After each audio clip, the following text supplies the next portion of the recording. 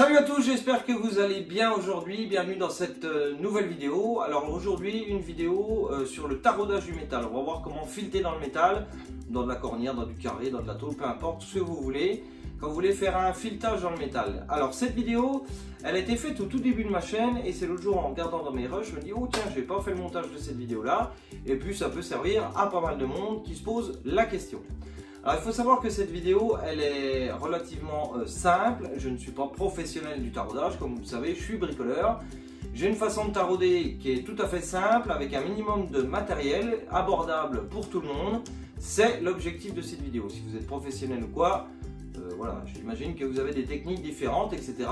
Si vous voulez me mettre ça en commentaire d'ailleurs, je ne demande qu'à apprendre. Donc aujourd'hui on va regarder la façon la plus simple et la moins coûteuse pour tarauder du métal. Allez, c'est parti, go!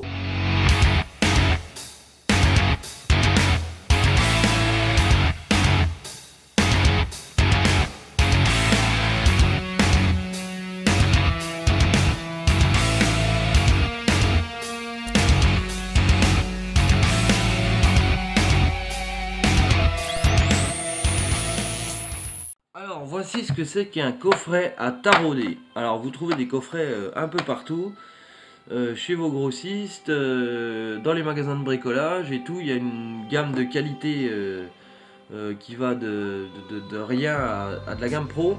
Tout dépend de l'utilisation que vous en faites.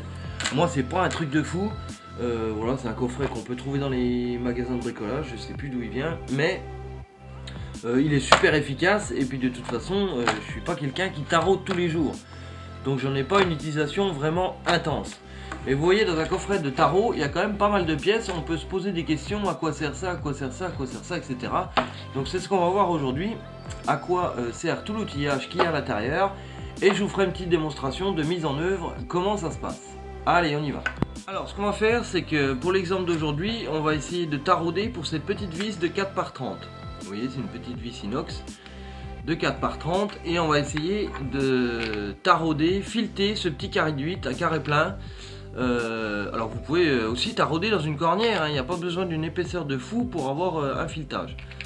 Donc aujourd'hui on va voir pour percer le carré, le fileter pour que cette petite vis vienne se visser là-dedans. Dans un premier temps, pour savoir le diamètre de la mèche à tarauder que vous allez avoir besoin, vous avez généralement un petit Métrix dans les coffres, c'est ça. Et vous voyez, c'est toutes des petites pattes crantées. Ce qui va vous permettre de prendre le boulon que vous avez à faire. Et vous allez pouvoir comparer votre filetage par rapport à ces petites languettes. Donc là, on voit clairement que les languettes sont trop grosses, que j'arrive pas, par exemple, à les rentrer dedans. Si on prend plus petit, ici, on voit clairement que les dents sont trop petites. Je peux vraiment pas me mettre dedans. On va essayer le 0,7. Alors le 0,7, là par contre clairement on voit que j'arrive à m'emboîter dans ici, vous voyez. Alors là je suis pris, les petits crans rentrent bien, il n'y a pas un bout de jeu. Donc sur la languette il est indiqué 0,7. Donc on va conserver le 0,7, on va ranger tout le reste et on sait que déjà c'est ce filetage là. On sait que ma vis c'est une vis de 4. Donc ça va nous donner 4 multiplié par le filetage de 0,7. Donc une fois qu'on est là, ce qu'on peut faire, moi ce que je fais c'est pour vérifier, une fois que j'ai ma taille, je vérifie. Donc vous voyez ici, là vous avez des tailles M4, M3, M6 qui correspondent au diamètre, et ensuite les pas 0,7, 0,75, 0,6, 0,5. Donc nous on sait que c'est du M4 par 0,7, donc ça va être celui-là, vous voyez, M4 par 0,7. Pour vérifier, vous prenez votre boulon et vous vissez dedans. Ça permet vraiment d'être sûr, et vous voyez, eh ben là c'est nickel. Mon boulon vient se visser à l'intérieur, c'est bien ce diamètre là qu'il me faut. Alors, si vous n'avez pas envie de vous embêter avec le petit Métrix là, à ce moment là vous faites directement avec ça. Donc après, le M4 0,75, hein, de toute façon vous pouvez essayer directement. Voilà, on voit que ça va pas visser, là ça force, c'est pas le bon pas de vis. Alors vous pouvez l'essayer directement avec ça. Hein. Donc là on sait que c'est le M4 0,7, comme ça vous êtes sûr. Une fois que vous savez votre diamètre, vous allez aller chercher dans les mèches. Ça, voilà, alors M407. Là voilà. Encore une fois, c'est marqué dessus. Hein. Donc vous êtes sûr que là, la M407, c'est la mèche qui correspond à votre pas de vis de ce boulon là. Donc on peut la mettre de côté. Alors ici vous avez, vous voyez, des mèches avec un type de filetage Et ici, à peu près les mêmes tailles, mais le filetage n'a rien à voir. C'est un peu le bordel à sortir de là-dedans, ces trucs. Par contre, franchement, ça... Je sais pas si vous arrivez à voir, mais vous avez un filetage qui est beaucoup plus fin que l'autre. Vous voyez?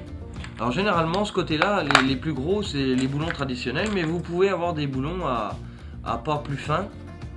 Et encore une fois, vous allez trouver votre mèche grâce à la taille. Hein. Celle-là, c'est une M8 par 1. Donc vous allez le trouver grâce à ça ou grâce à ça. Une fois que vous avez trouvé la mèche à tarauder, vous pouvez donc ranger tout ce qui ne vous sert plus. Et ensuite, vous allez sortir celui-là. Pas le rond, on verra après à quoi sert le rond. Vous allez sortir soit celui-là, alors là il y en a deux. Il y a soit celui-là où vous fixez la mèche au milieu puis vous tournez, ou soit ce genre-là avec une petite règle coulissante, mais c'est le même principe, on vient fixer la mèche dans le petit mandrin. Donc ça et ça, ça a la même utilisation. Donc ce que vous faites, c'est que vous voyez, votre mèche elle a un petit bout carré. Vous allez venir l'emboîter, hein. De toute façon naturellement elle vient s'emboîter dedans. Vous pouvez pas vous tromper, la forme est vraiment faite pour ça. Donc on va bien enfoncer, voilà. Tac, et là vous serrez bien, pas comme moi tout de suite, hein.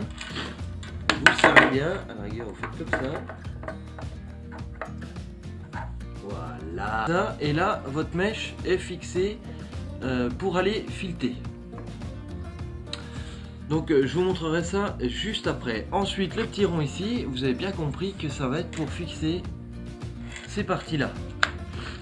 Donc à l'inverse, c'est à dire que si vous avez un filetage dans un morceau de tube et que vous voulez créer un boulon ou une tige filetée ou quoi que ce soit avec du fer rond par exemple, et bien à ce moment là vous allez remesurer vos tailles et vous allez tarauder avec ça.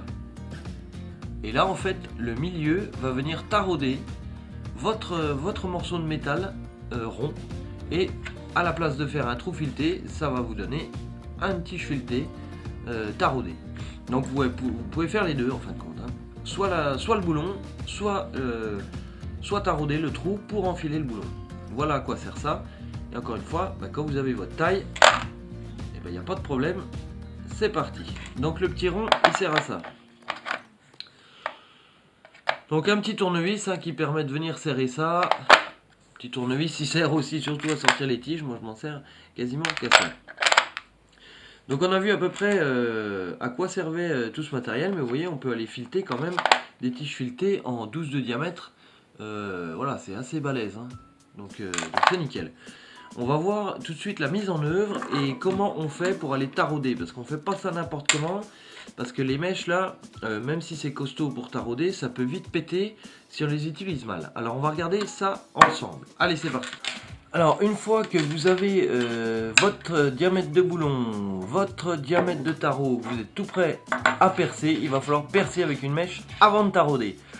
Alors pour percer, moi ce que je fais, bon il y en a qui sont vraiment au centième de millimètre près, etc.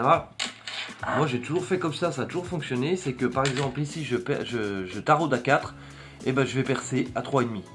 Je vais laisser 0,5 de matière pour aller faire mon filetage. Bon, il y en a qui vont me dire ouais normalement c'est 3,2.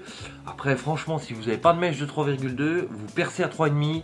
C'est aussi efficace et il n'y a aucun problème. Le filetage est super costaud, ça tient bien.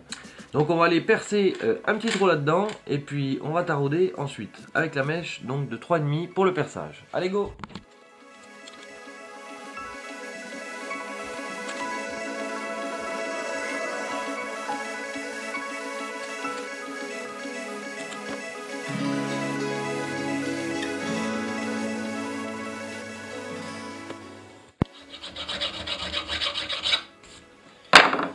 Voilà, donc le petit bout de ferraille est percé à 3,5, je l'ai fixé dans l'étau, j'ai mis un petit coup de lime ou un petit coup de meuleuse de chaque côté pour enlever les bavures, et on va pouvoir commencer à tarauder. Alors pour tarauder, l'idéal c'est d'essayer de démarrer bien droit. Vous voyez, vous tenez avec une main la mèche pour essayer de démarrer bien droit, et vous allez sentir quand ça mord. Là ça mord.